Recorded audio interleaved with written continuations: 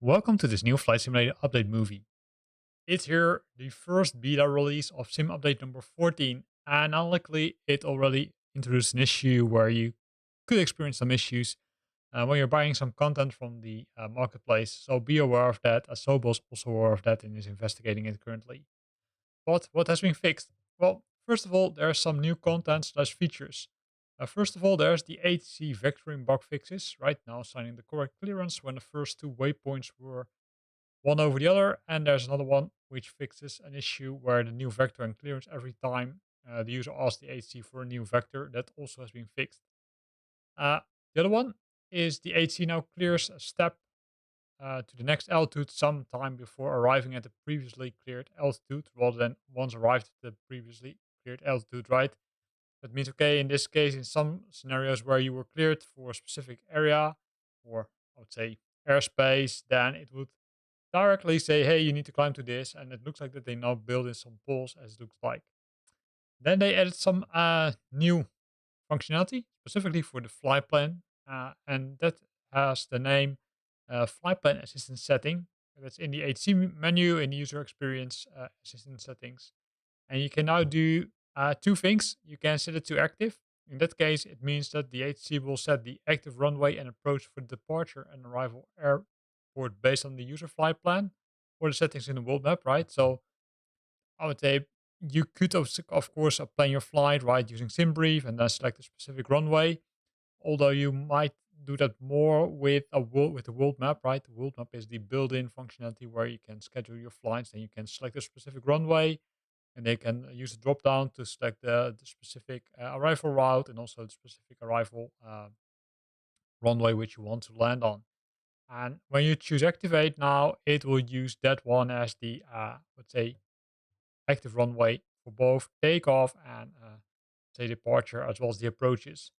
But you can also deactivate that option. In that case, it will use the active runway and approach based on the current conditions only.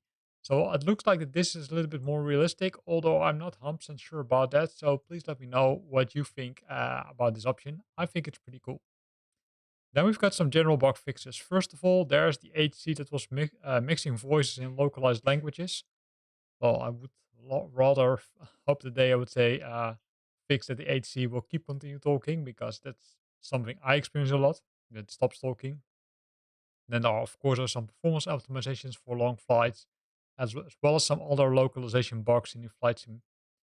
Then several crashes have been fixed across the title, which I would say looks cool. To be honest, it's pretty stable for me lately, but maybe if you experience some issues, they're now resolved using this update.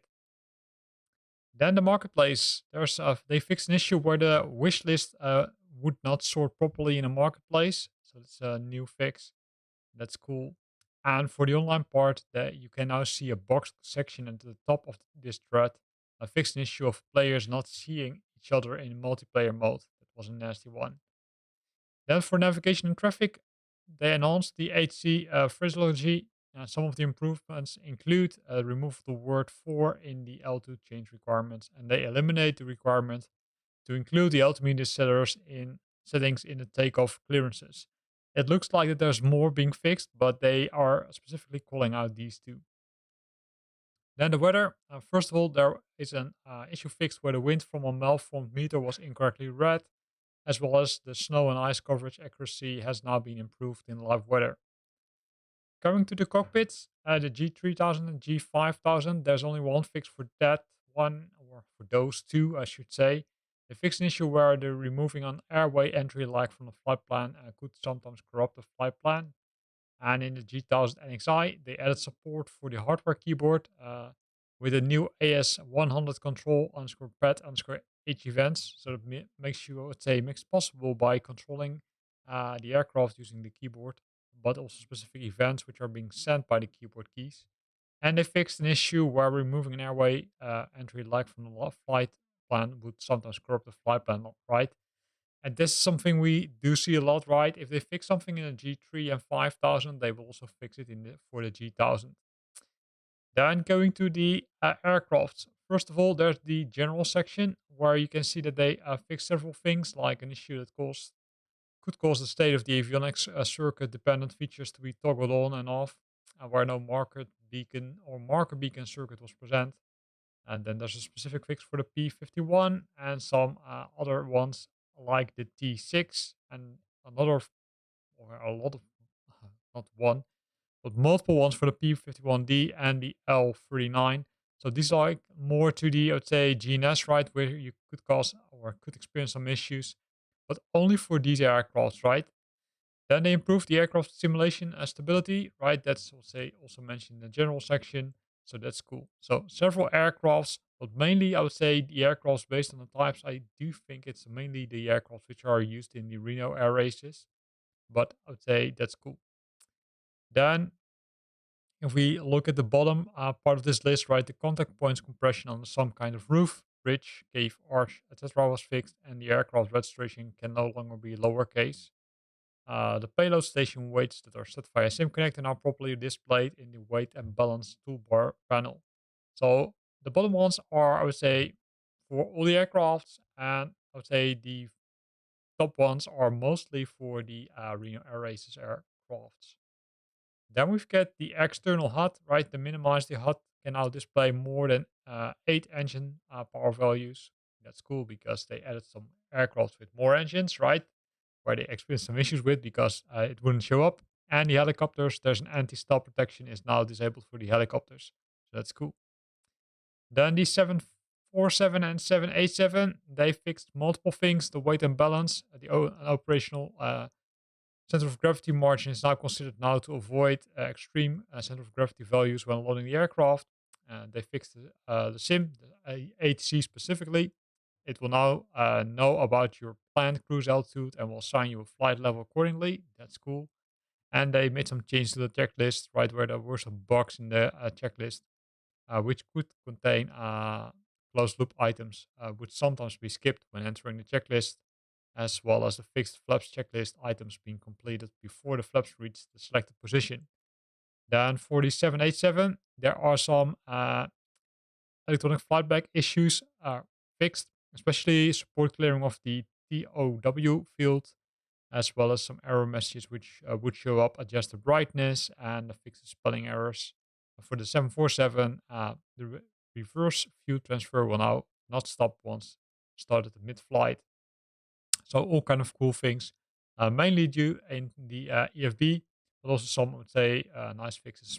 For example, this one I would say I really like this one. Then we've got the Curtis GN4, known as the Jenny. There are some localization issues for Polish, Turkish, and Korean. They modified that, so that's cool. The DR TBM 930, they fixed the broken autopilot panel backlighting. And for the Robin DR400, they fixed the flaps looking misaligned when the wings are in neutral position. And specifically for the world, they used some more realistic mapping of weight lengths onto RBG values for the ozone layer scattering and the sun color, resulting in more realistic colors of the sky and the lightning in the world. So that's cool. Then the SDK also received multiple fixes, but as you I would say might be aware, we're not going to those, as well as the dev mode. SimConnect, some new things which external developers can use, and there's a new SimVar. They added SimVar's aircraft AGL, aircraft altitude above obstacles. The aircraft editor received some updates, as well as the visual effects editor, and WASM received some updates, which is cool because that's required to use certain functionalities on the Xbox. So it's a pretty nice list, not too long for this initial build. And as mentioned, it introduces an issue currently with the marketplace where you need to be aware of, right? They also marked it over here.